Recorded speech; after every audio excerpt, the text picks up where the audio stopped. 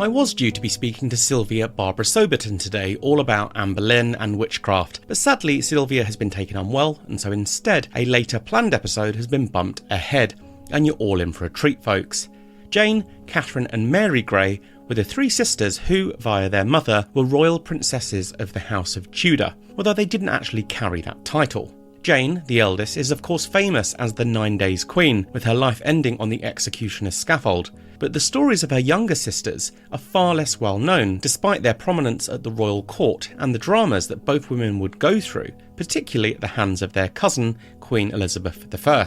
Today I am pleased to welcome historian and author Leanda de Lisle onto the show for a discussion all about these three fascinating sisters. What were their early days like? Who did they marry? And why did these marriages result in both sisters spending a lot of time in prison?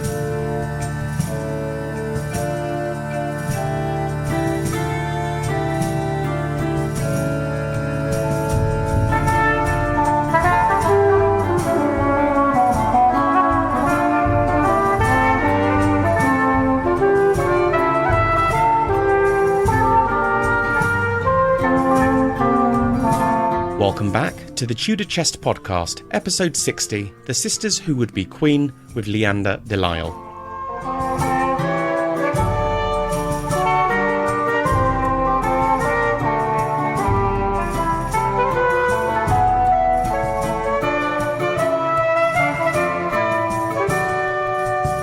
Welcome to the Tudor Chest Podcast, Leanda de Lisle. How are you? I'm very well, and it's a great pleasure to be on.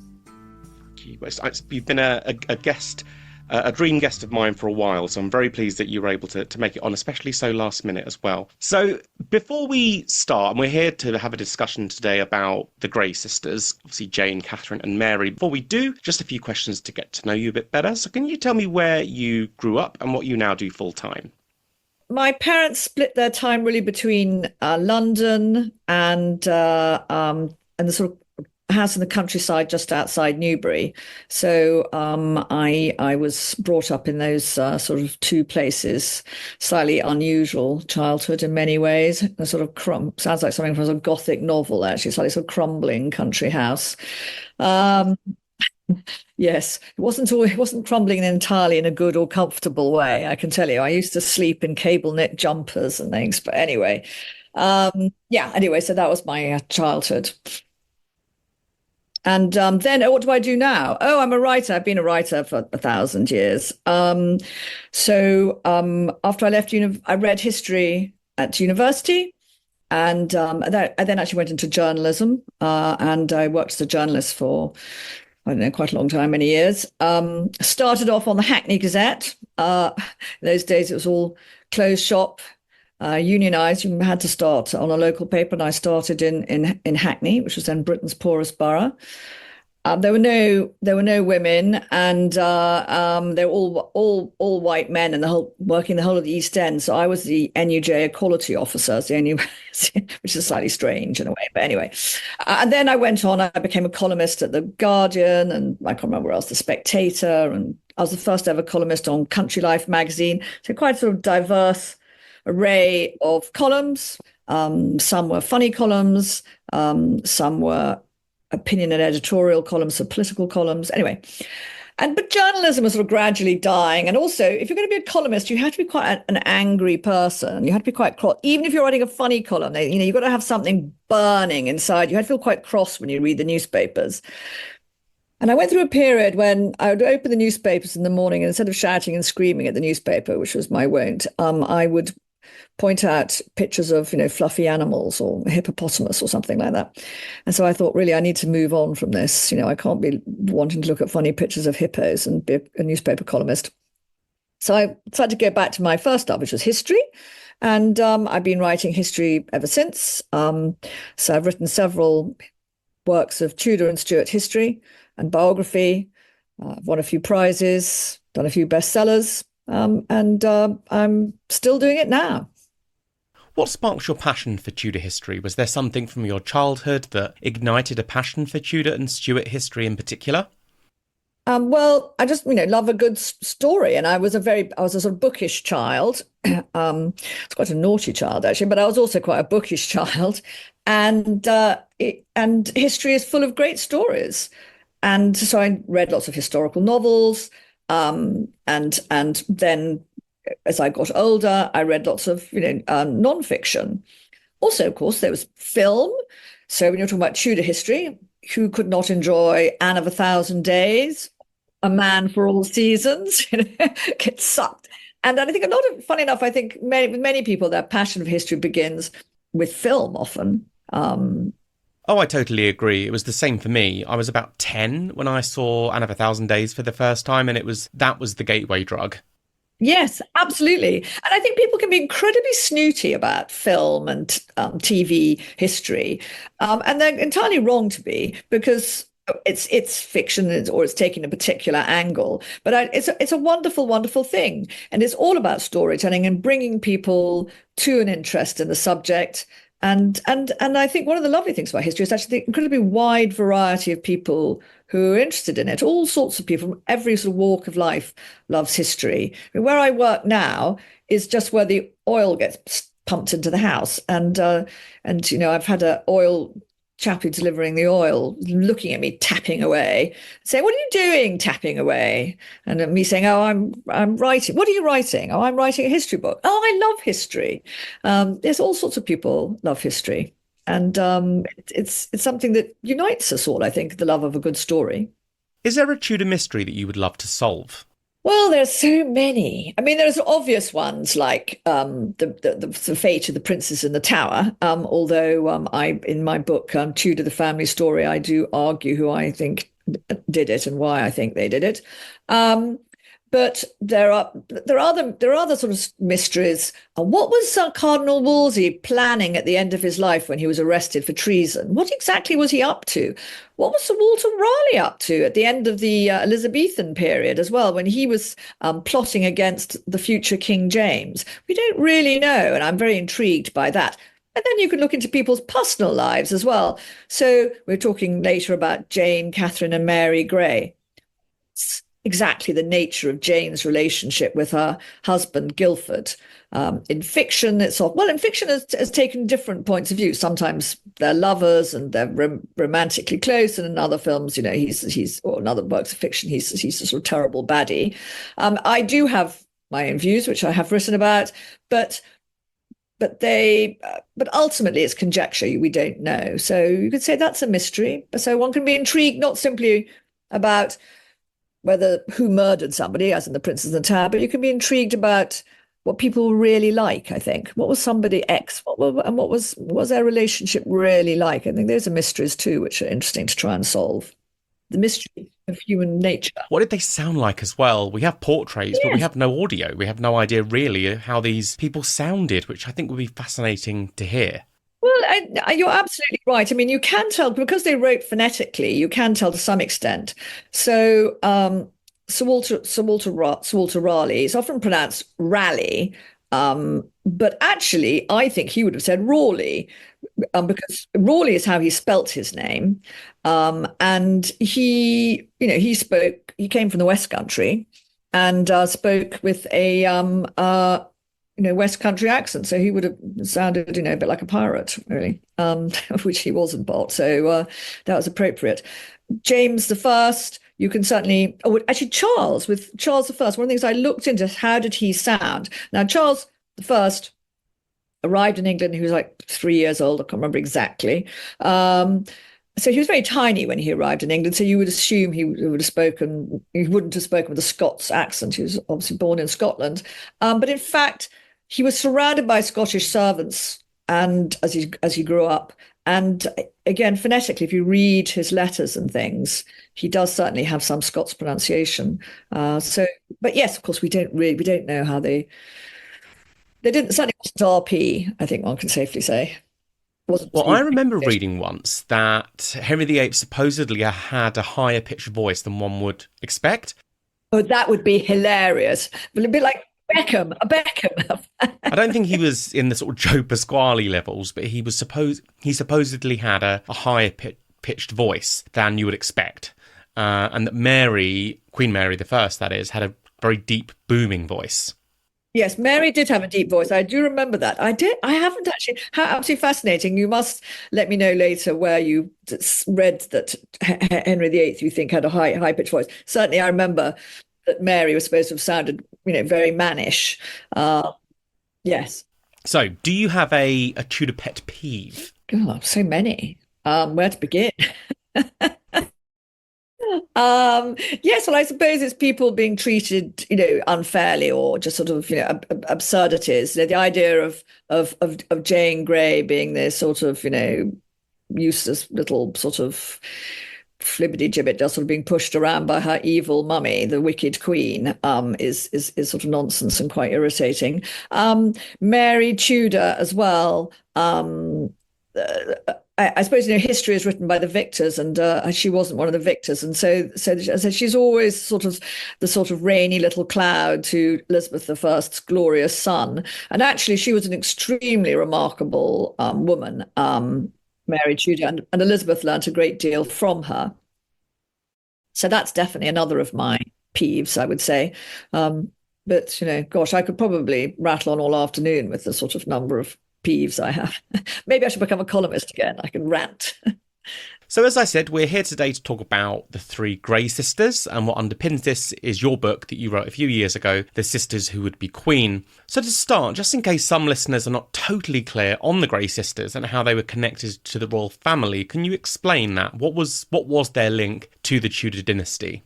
Well, one of the first things I would say is, absolutely, I'm sure most of your listeners probably won't have heard of Katherine and Mary Grey, the younger sisters. Jane is the only one who's really much known about.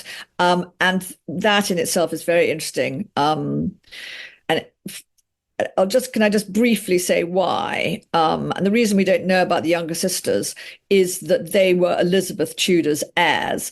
And we hear many stories about Elizabeth and Mary, Queen of Scots. And Mary, Queen of Scots was supposed to be her great rival. Mary, Queen of Scots was a Catholic. And what is not so much a part of our national story, because it's an inconvenient truth, is that actually her heirs in English law were these Protestant sisters, Katherine and Mary Grey, the younger sisters of Lady Jane Grey, and she destroyed them. And that is not a part of national myth. And so they have essentially been written out of history. But anyway, so who were they? Why were they related? So Henry VIII had two sisters. The eldest one, Margaret, married James IV of Scots, and their descendants were the Stuart line. They were by blood the senior line. And then he had a younger sister, Mary, who married the King of France, who was very old when she was very young, and he almost immediately died. They said at the time that he was so overexcited by having sex with her that it killed him. She was very beautiful. Anyway, he died, and she was so desperate not to be married off to some other smelly old monarch, and instead to marry the sort of handsome man that she loved, Charles Brandon, who was Henry VIII's sort of best buddy. She married him while she was still in her widow's weeds in France. Anyway, so Henry VIII was very annoyed about that, but he got over it. So they had two daughters. The eldest one was called Frances. When Henry VIII wrote his will at the end of his life, he by then had finally produced the son he longed for, little Edward. Little Edward, it was clear, was going to inherit the throne when he was still a child. Now, Henry VIII was very worried about this because he remembered the fate of his uncles, the last child king, also an Edward, the elder of the princes in the Tower.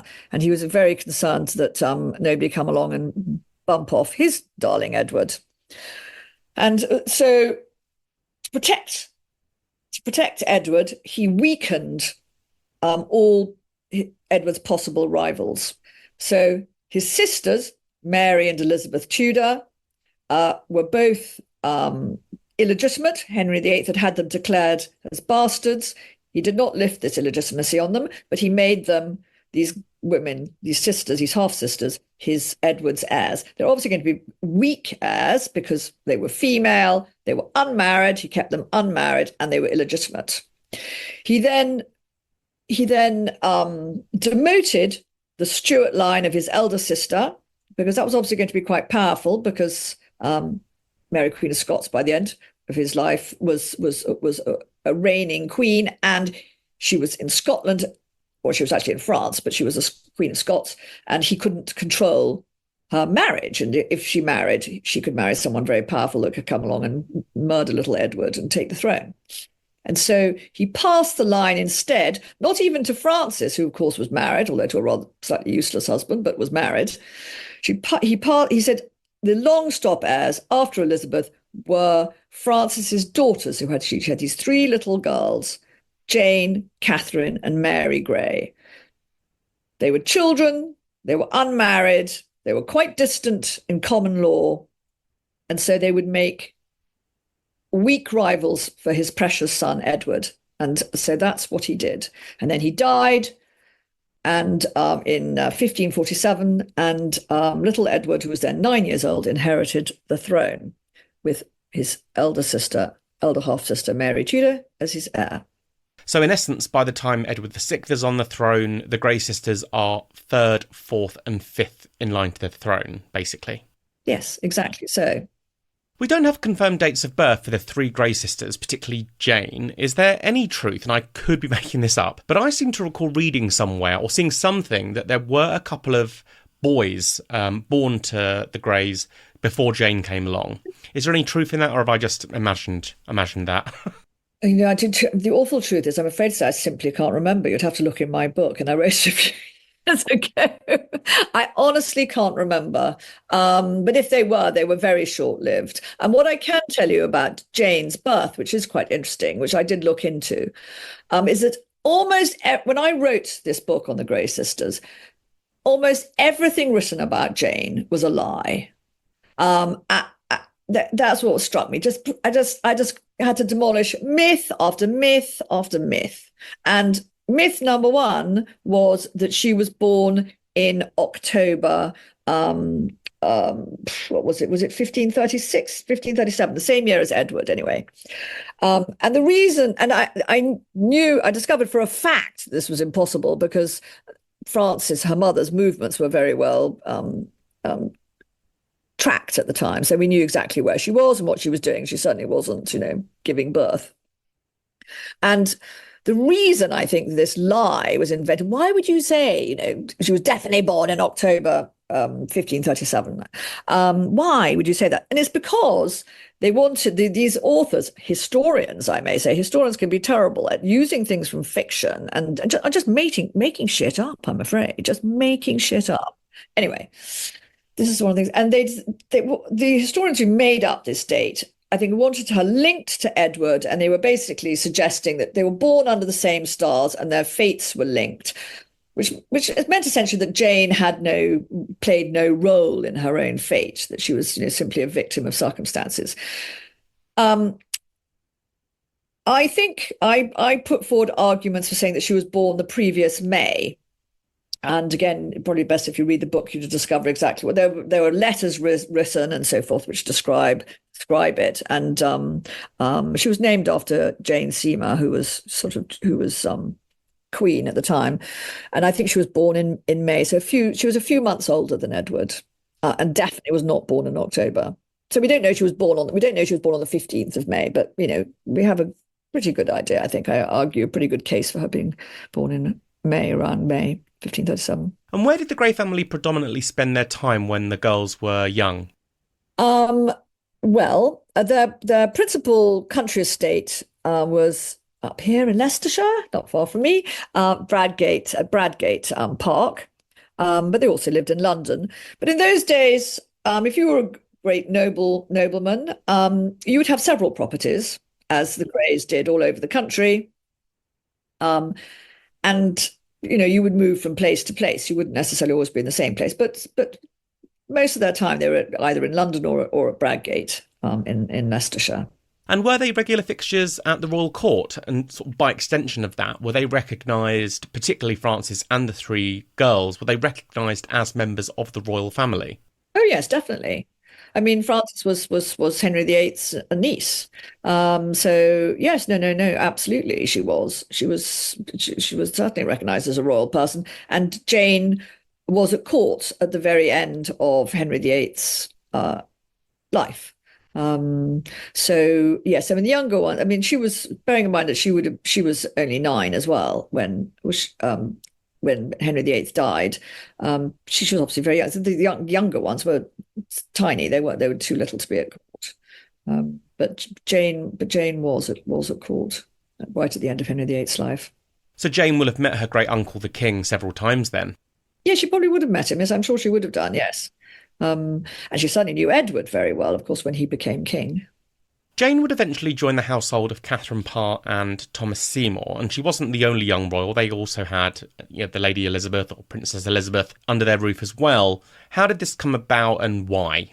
This is all about the ambition of Thomas Seymour, who was slightly kind of pissed. He was the slightly slightly pissed off younger brother. We've seen that syndrome, haven't we? He's a slightly pissed off younger brother, and the elder brother was Protector Somerset, and was very powerful. And Thomas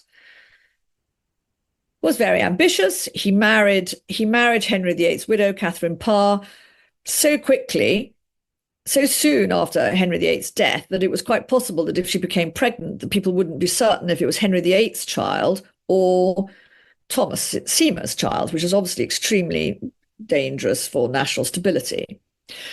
So he married the king's widow. He was also very keen then not only to have sort of Elizabeth in the household, but Jane as Elizabeth's heir. And he personally negotiated with Jane's father to have Jane as his ward. So she was his ward rather than Catherine Parr's. And Frances wasn't too keen on the whole plan, but anyway, she was persuaded to allow it to go ahead. And I think what Jane's father hoped for, and I think Thomas Seymour also hoped, was that Jane would be married off to Edward, so that she would eventually become queen consort. That was their plan, but ambition got the better of him in the end, and both he and Somerset ended up on the scaffold at different times. As did many. I noticed your pronunciation of Seymour is slightly different. Have I been saying it wrong all these years? Well, I think the Seymour family pronounce it Seymour now, so I think it's Seymour. But again, that's another thing, isn't it, with history? And it can be quite fun. Like the Cecils are called Cecil, not Cecil, and they're still called Cecil. And they had a house in those days. They had a house. Well,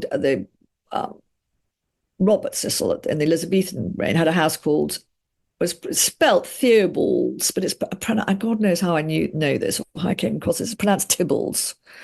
So yes, one can always be Mr. or Mrs. Smugbot on how things are supposed to be done. And what's probably wrong, as you were saying, there was no audio. Well, as you know, you're currently reading my book, and although we often say Margaret Pole, it was actually Poole. Yes, Poole, yes. Well, again, there's arguments about Pole or Poole. I do remember meeting a very bad-tempered, but rather fascinating American historian, and who wrote a book on the cardinal, and I think, and I seem to remember, and I can't remember why he said, but I think he actually said no, the whole Poole thing is wrong, and it was Pole, not Poole. Anyway, so these things can be a matter of debate, and I can't remember why he thought it was Pole after all. Who knows? Oh, and then there's the tyranny of all the different Boleyns. Is it Bullen, Boleyn, Boleyn? We could be here all day with that one. Oh yes. Oh yeah.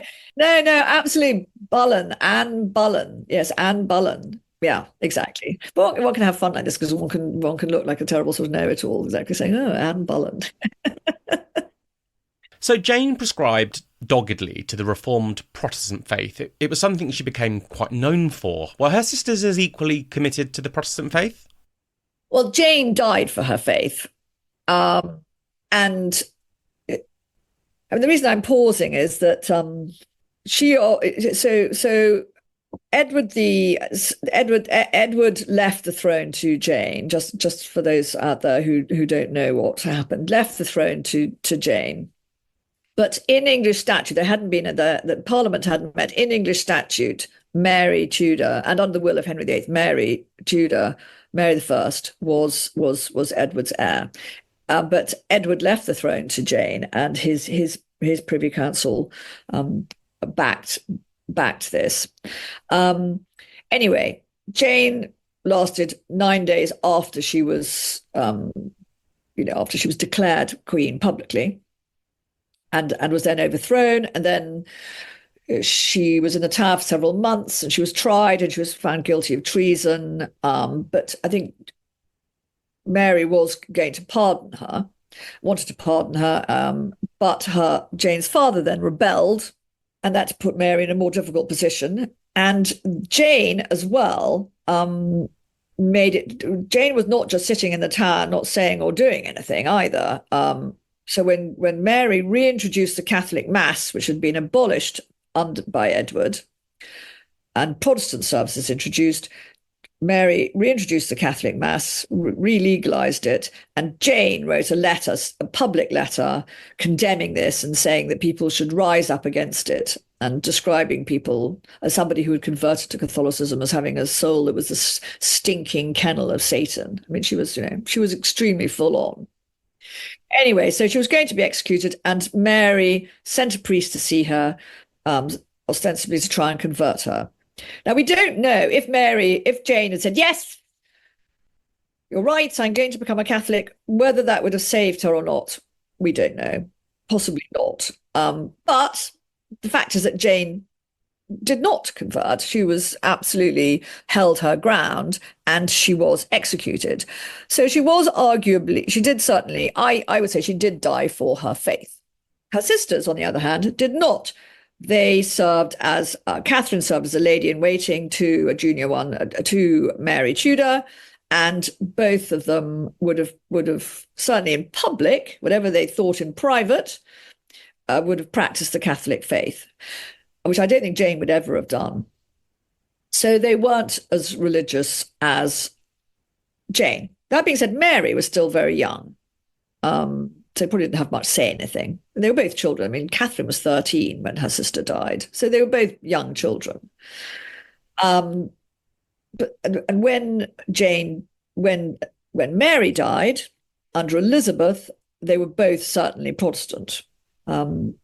Catherine pretended at one point that she was flirting with staying Catholic, but that was for her own reasons. But yes, they were both Protestant. Whether they were as Protestant as Jane, well, no one suggested they were going to be executed. So they weren't put in the same position as she was. But I would say Jane was more religious, simply because of the experiences they'd been through. I mean, the younger sisters had been obliged to hide their faith. So, yeah. So they didn't come close to any sort of trouble by association because of what happened to Jane? No. Mary was extremely kind and generous to the younger Grey sisters. I mean, poor old Jane was only 16 when she had her head chopped off, so one doesn't want to exaggerate the niceness and kindness. But no, the young wasn't that caring and sharing. But she was kind to Catherine and Mary, in contrast to Elizabeth. Yes, I was about to say huge contrast. So I'd like to jump into the reign of Elizabeth and the fractious relationship that she had with her Grey cousins. I get the sense that Elizabeth cared very little for Catherine and Mary, even before what happened, which we will come to. Would you agree with that statement? Yes, you have to look at things from Elizabeth's perspective. So when Edward left his throne to Jane, he excluded Mary, but he also excluded Elizabeth.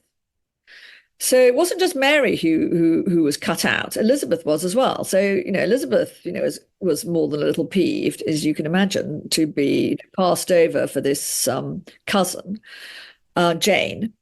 So that was one thing. She was also well aware that Catherine and then Mary were her heirs in law. When she became queen in 1550, was it 58, 59?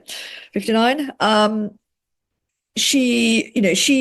Catherine was her heir, not Mary, Queen of Scots. This is where people get it wrong. Mary, Queen of Scots, actually became more important to Elizabeth after the death of Catherine in particular. But those first 10 years of Elizabeth's reign, she was extremely frightened of the rights of Katherine and Mary Grey, and was acutely aware because, as she herself later said, people worship the rising, not the setting sun. So they could be the rising sun as her heirs. If Elizabeth had married and had a son, it would have been a different thing. But Elizabeth wasn't married. She wasn't going to marry either because she was in love with actually Jane Grey's brother-in-law, Robert Dudley, who was a married man. She couldn't marry him, A, because he was married, and then B, even when he became a widower after his wife rather conveniently fell down the stairs and broke her neck. It was still difficult because people had thought he had murdered her, and she couldn't really easily marry a murderer. And the Dudleys were extremely unpopular. Jane's husband had been a Dudley, Guildford Dudley, who was executed on the same day she was. So Elizabeth was an unmarried reigning queen. You'd had leading Protestant writers saying that women had no right to rule over men and that it was against the Bible. And whereas, Katherine and Mary Grey could get married if they wished, and that would pose a very great threat and they were Protestants. So Elizabeth's own supporters, the Protestants who supported Elizabeth, were very keen on the Greys. They wanted the Greys as her heirs. So this is why Elizabeth said right at the very beginning of her reign that the only people she trusted were the ordinary people. Didn't trust the nobility. She didn't trust the elite, with very good reason. They had all backed Jane Grey. The Protestant elite had all backed Jane Grey. So she didn't trust them. She trusted the ordinary people who, interestingly, had backed her Catholic sister Mary against Jane, and Elizabeth never forgot that. Yeah, they were backing, even though, as you say, these were people of Protestant faith, their broader loyalty, as they saw it, was the way it should have gone. They felt that Mary was the rightful heir, which I think is quite telling, really. Yes, absolutely. And of course, England only really became a sort of properly Protestant country under Elizabeth later in her reign. I mean, it was still very early days. It was introduced by Edward, not by Henry VIII, by Edward. And, there was been a massive rebellion when it was introduced. More people were killed than all our military casualties in World War II. It wasn't a small thing. We had to ship in mercenaries from Germany and Italy to crush it.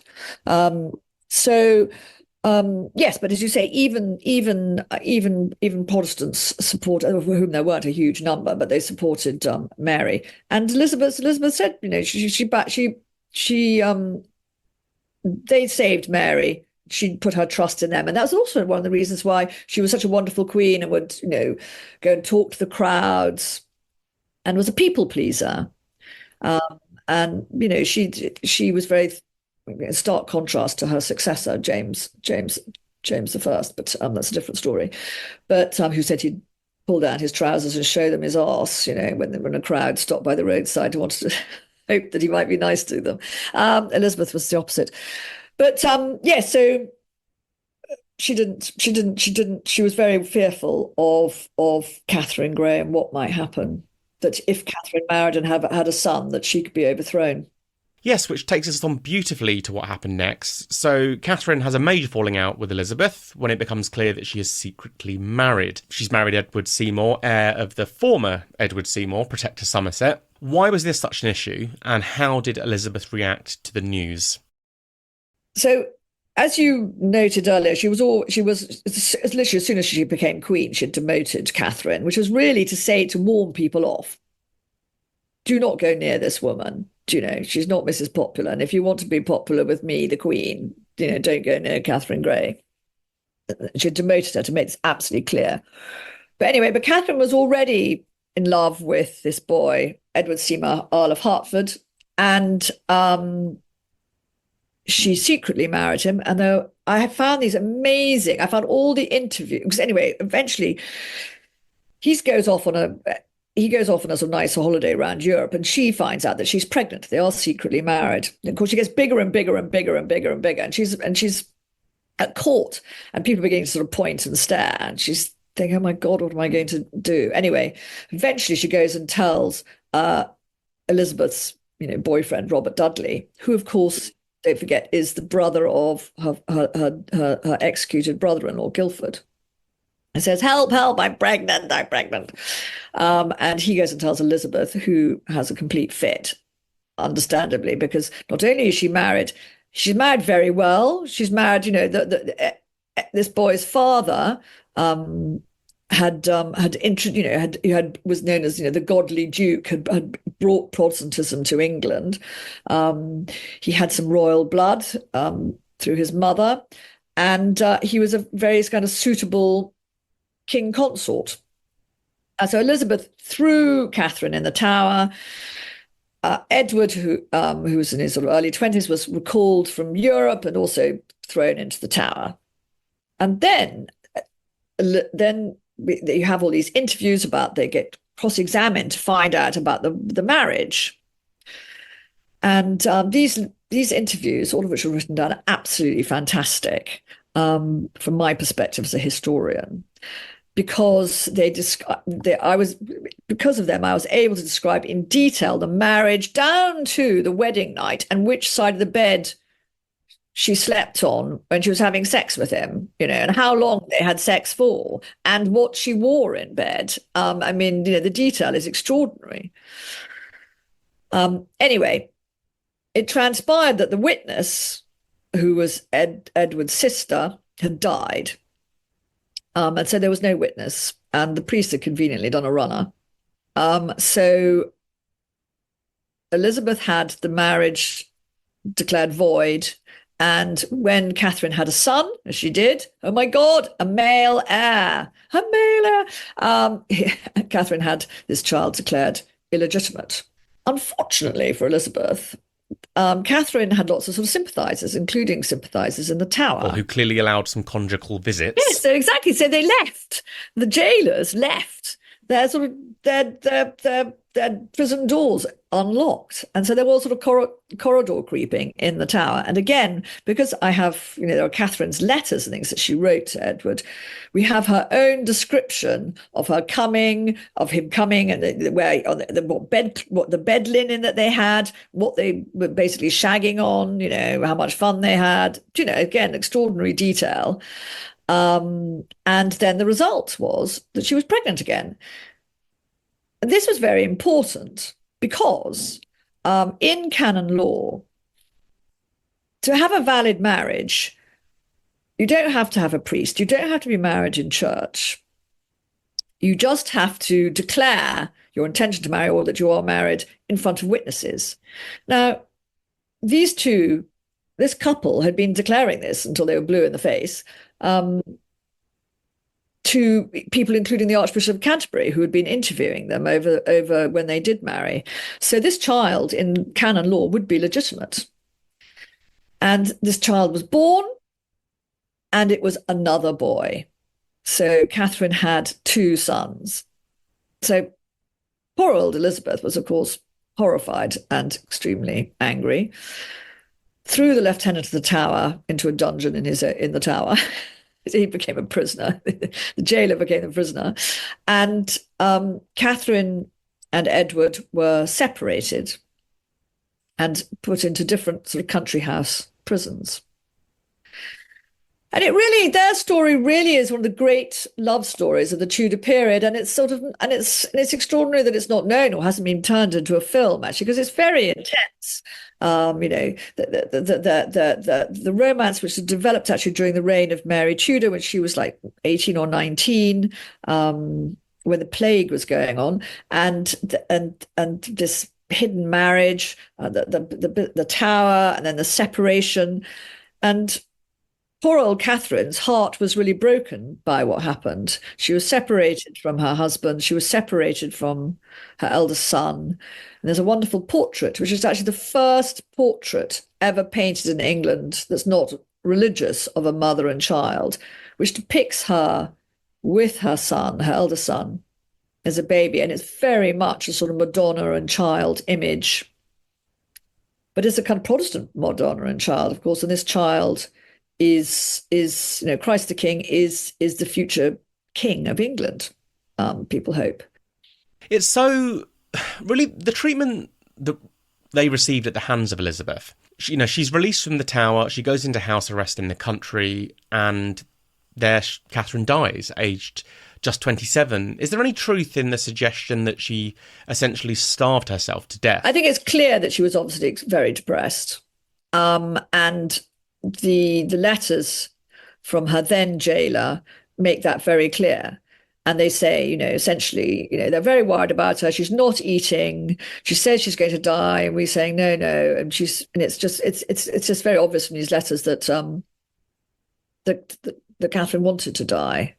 Again, she gave these sort of last sort of speech and talked, to her jailer when she asks Elizabeth to forgive her husband and to be sort of kind to her children. And she leaves Edward a ring, a memento mori ring, which reads, is it, "While I lived, yours," I think. Is incredibly sort of touching and sad. And yes, and one of the other things I discovered is that the person, her last jailer, was actually, which I found quite fascinating, I discovered was a descendant of a man called, was a descendant of Owen Tudor, who was the founder of the whole dynasty in the illegitimate line through these bastard Tudors, anyway, which nobody ever knows about. But anyway, I've all found them quite fun, and I follow their story also in my book, Tudor, the Family Story. They're included along with the famous legitimate ones. But anyway, he is Catherine's jailer. And yes, and and when she dies, people at court say, Elizabeth is clearly, she has to sort of pretend she's in mourning because it's her cousin who's died. But it's very clear that she's quite relieved and not unhappy that Catherine has died. I have to admit, it has, when I really learned about the relationship between Elizabeth and Katherine and Mary, and in particular Catherine, it has muddied the waters somewhat for me with Elizabeth. My opinion of her isn't maybe as good as it once was. Would you say the same for you? No, actually. Elizabeth was a survivor. Yes. Elizabeth was a survivor. I think, Elizabeth was not a cozy figure, but they weren't cozy times. I mean, I suppose it's understandable in many respects how Elizabeth responded. Elizabeth did what she had to survive.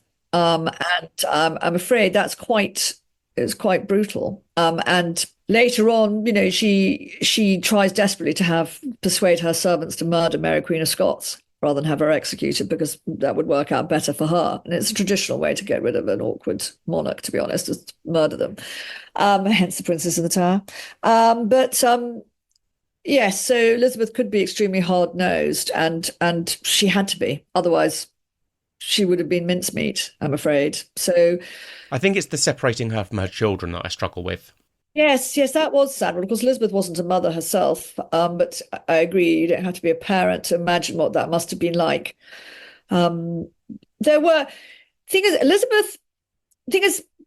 I knew Elizabeth was not a perfect person. She did have faults. She was extremely vain, and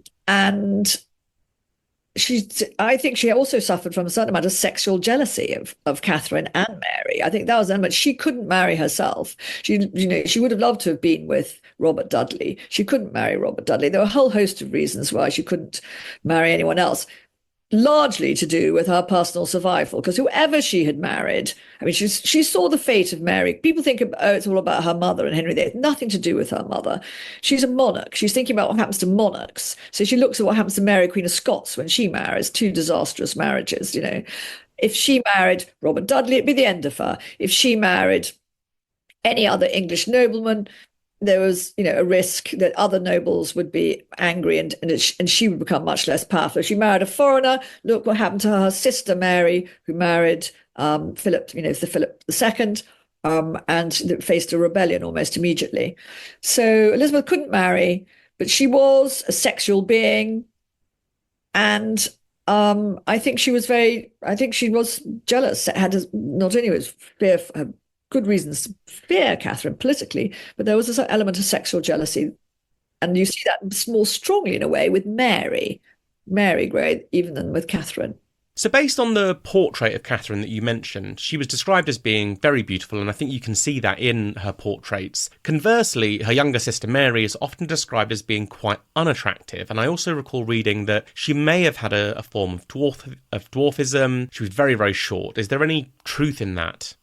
I think she had scoliosis, which a curvature of the spine, which Richard III had famously.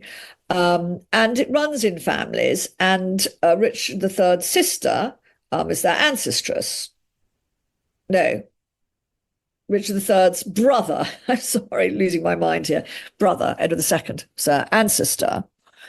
Um, and one of the things I remember noting in my book, Tudor, the Family Story, is that Edward had scoliosis mildly, but he did. It isn't mentioned, of course, because the reason Richard III's scoliosis is as famous as it is that at this time and even today, people use disfigurement as a shorthand for sin. So even today, when we think that we're not like that anymore, if you watch a film, if you saw the film Wonder Woman, you would notice that Wonder Woman is a very beautiful woman in her tiny girl shorts, and her enemy, who's also a woman, Dr. Poison, is scarred and disfigured, and it's a sign of sin.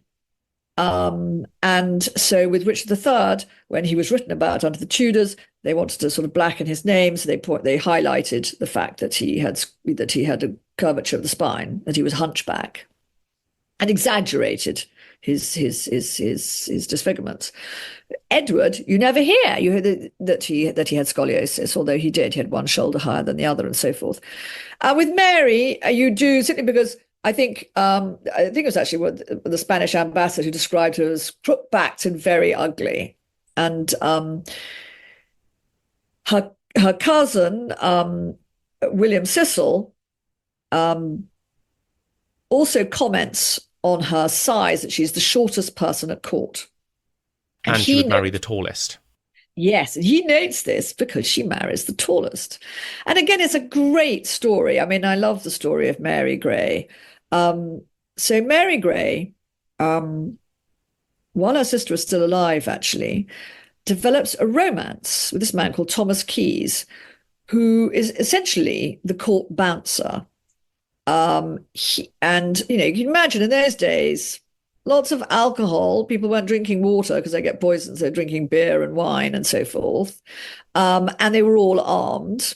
They were often in pain. They were all armed with swords. So, you've got to be a pretty beefy guy if you're going to, be in charge of the security, if you're going to be the sort of number one person in charge of security. Thomas Keyes was the biggest man at court. And he was an ordinary guy. He wasn't a nobleman or anything like that. And he and this little princess, Mary Grey, fell in love, and they married in secret. And again, there are wonderful descriptions of this secret marriage, which takes place while Elizabeth is off enjoying herself somewhere outside court. And they secretly marry in one of the royal palaces, and it's all this sort of candlelit ceremony. And, he gives her rings and so forth. Now, the important thing here is that Thomas Keyes is not a suitable person to become a king consort. Mary Grey really poses no real threat, not a threat to Elizabeth as Catherine does.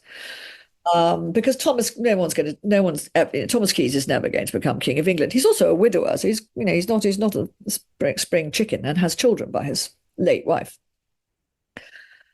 Nevertheless, when Elizabeth finds out, they are both imprisoned. Poor old Thomas Keyes is put in the Fleet prison, where he's jammed into a tiny cell. This is carefully noted because it's so uncomfortable for him because he's such a big guy and he's put in this tiny cell. And Mary Grey is again put away in country house prisons, notably Chequers, which is now the Prime Minister's residence. So we now have Mr. Starmer's country home, where she drew on the walls, and you can see her drawings on the walls. And they also, at Chequers, still preserve some of her letters, which she wrote to the Queen as Mary Grey, begging Elizabeth to please, let her out and so forth. But Elizabeth doesn't.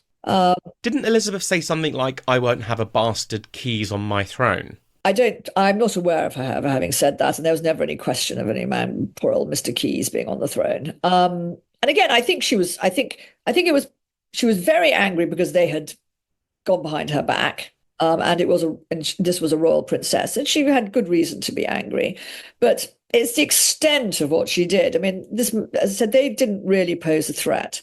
But Mary Grey was not so she let Keys out eventually, but Mary Grey was not released from her imprisonment until Thomas Keys was dead.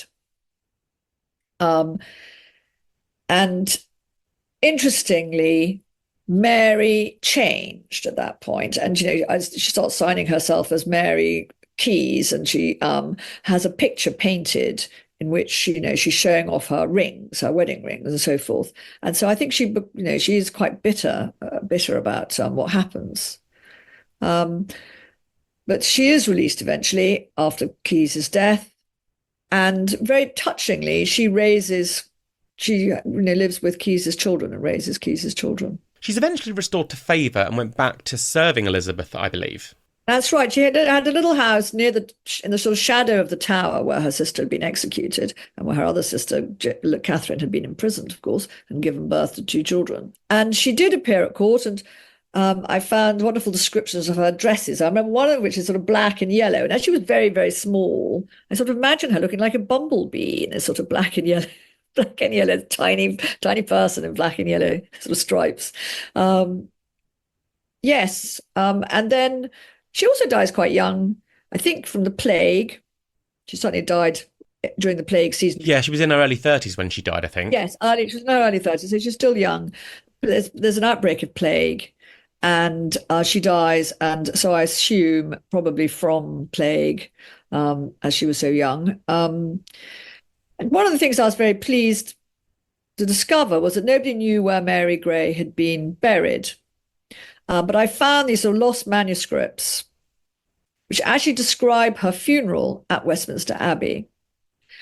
And it's rather wonderful because it brings the story together because of the people who were at her funeral. So you had people who had served Jane as ladies in waiting. You had Catherine's last jailer, the one who was descended from Owen Tudor, who was called Owen. In fact, his surname was Owen. And then you see, you read that she was buried in her mother's tomb. Her mother, Frances, is buried at Westminster Abbey, and indeed you can see the tomb today. And so that's rather touching, so you know that Mary's in there. And it's also worth seeing the tomb because one of the endless myths about Jane is that her mother was this sort of great fat monster who looked like Henry VIII. And it's in some of the books, which is just it's completely made up. And you can actually see what she actually looked like on her tomb. She's a very sort of elegant woman now, Frances. And so there she is in Westminster Abbey. So Mary's final days were actually quite pleasant. She made some money back and had quite a nice life at the end. Exactly. I mean, it wasn't sort of super grand and super rich, but it was very comfortable. And yes, so so the story in a way does end on an upbeat note. But I also then followed, I think, the story of Catherine's sons, of course, and one of them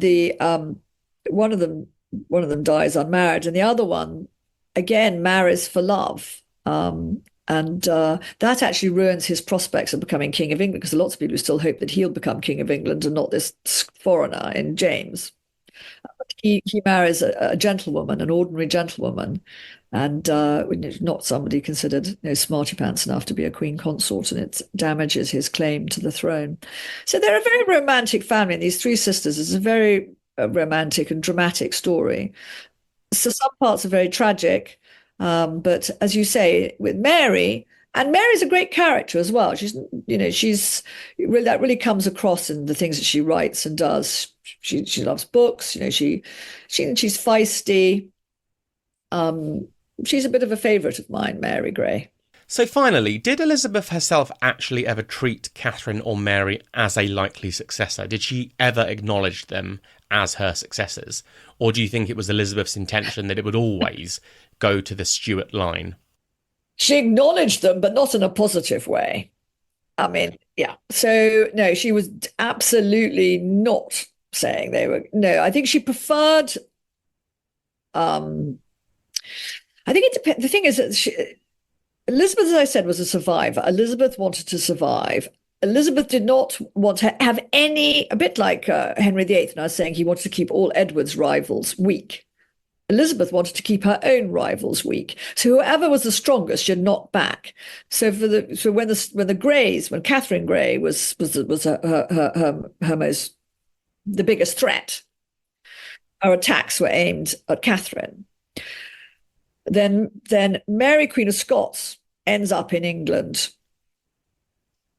just weeks, I think, after Catherine dies, and Mary becomes the greater threat.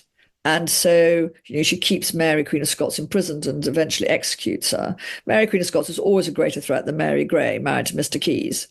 And you had Arbella Stewart kicking about as well. And exactly, but Arbella Stewart, exactly, who at one point Elizabeth promotes and sort of makes a great fuss of her because she wants to bring down the others. So she's playing rivals off against, she's playing all her different successors off against each other. And then in the last 10 years of her life, the English people are going bonkers, thinking, they're saying there's at least 12 potential heirs to the throne, and each have their strengths and weaknesses. And nobody knows. On Elizabeth's deathbed, they don't know who is going to be the next monarch.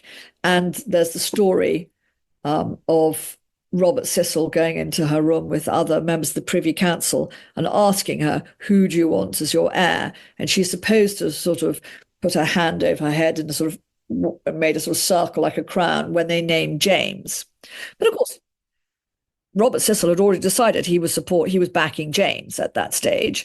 And so Elizabeth could have been sort of saying, drawing a big H, for Hertford, with her hand. She could have been doing anything. She's very likely not saying anything at all. So Elizabeth kept people guessing until the end. I think that's what's fascinating about this particular window. By this time in the monarchy, primogeniture was really entrenched, and yet because of Henry VIII's decision to cut the Stuart line out, then it does technically, if we were following Henry VIII's rules, it does make Catherine and then Mary very clearly Elizabeth's heir. But Elizabeth doesn't want them to be her heir. It's funny that there's this moment where primogeniture is removed and it kind of comes down to a personal choice. Absolutely. And actually, James inherited against English law, but the following year, so he came down, was crowned, but Parliament then had to make a new Act of Parliament. So he inherited in 1603. In 1604, there was a new Act of Parliament to actually legitimise his reign. And actually, one of the things I found very interesting when I'm writing about the succession is how powerful Parliament was. So you have to remember, if you go right back to the beginning of the Tudors, Henry VII had no blood right to the throne. He had the right of conquest. Exactly. He had the right of conquest, but he had his reign legitimised by Act of Parliament. So he was king by Act of Parliament. The Tudors were inherited. Their right was based on an Act of Parliament, and the same was true of Mary and Elizabeth. And Mary had herself legitimised, because again, in canon law, she would have been legitimate even if her parents' marriage had been annulled, because they'd believed they had believed in that they were rightfully married at the time they were married. I mean, it's a complicated issue, but anyway. But Elizabeth never dared remove her illegitimacy. Parliament never did. So she was illegitimate in law throughout her whole reign. But equally, by Act of Parliament, she was queen. And her right was entirely based in Parliament, which is why, again, Catherine Grey posed such a threat, because Catherine, in English law, was her heir. So yes, it is interesting, this kind of muddying the waters. And when James came along, because he was the heir in blood, he thought, yes, he went on about the divine right of kings, and he believed he had his divine right came through his blood. But actually, of course, the Stuarts infamously underestimated the importance of Parliament in England, and it ended up with civil war. Um, Parliament was very, very important already, very, very important in the Tudors. And one of the reasons that Jane didn't survive was that Edward died so quickly, they didn't have time to call Parliament to legitimize her reign. So she became queen in July. She was overthrown in July, and Parliament had already been called, but didn't open until September. Too late. If it's interesting, if there'd been a June Parliament, whether Jane would have survived. I always referred to her as the 13 Days Queen, and people look at me quite confused, and I have to explain that she actually was 13-day Queen. Yes, she was 13 days. 13 days from when Edward died, absolutely. And the 9 days comes from when she was proclaimed. Absolutely. Eric Ives, who I was very fond of, who also wrote a book about Jane, believed that the reason that the phrase 9 days queen stuck was because people associated with the 9 days wonder just as an extraordinary event. But actually, I did find people referring to her the 9 days at the time.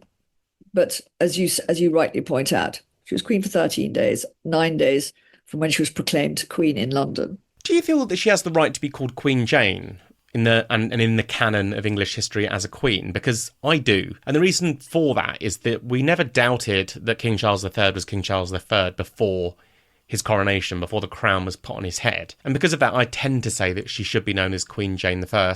Well, that's interesting, isn't it? Because Edward VIII was certainly known as king, and he was never crowned.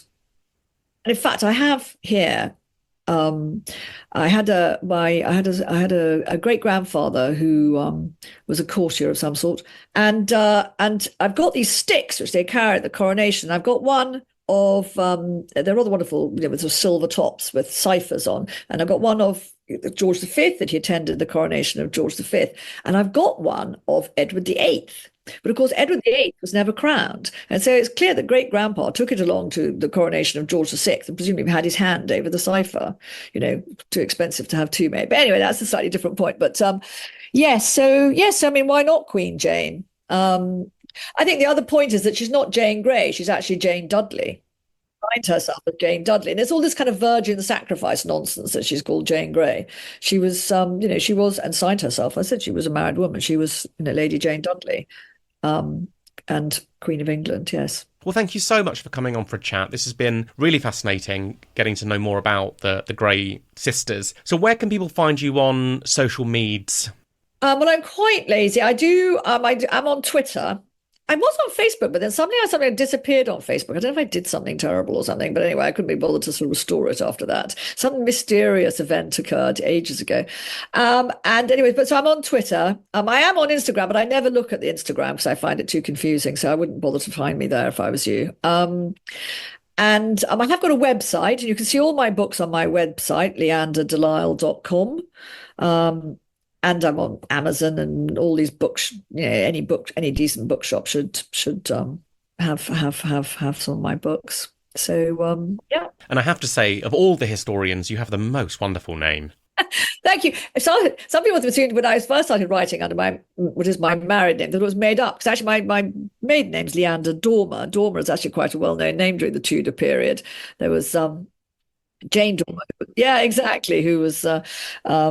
And there's hilarious stories about her and Elizabeth, because she and Elizabeth weren't great mates, has to be said. But anyway, but yes, that was my maiden name. And then when I married, somebody suggested I write under my married name, Leanda de Lisle, because it does sound so sort of crazy. So anyway, yes, it is mine. We discovered, and I was very excited, that I'm a direct descendant of a man called Sir William Pennington, who was murdered, actually, in a church for speaking out against the Boleyn family.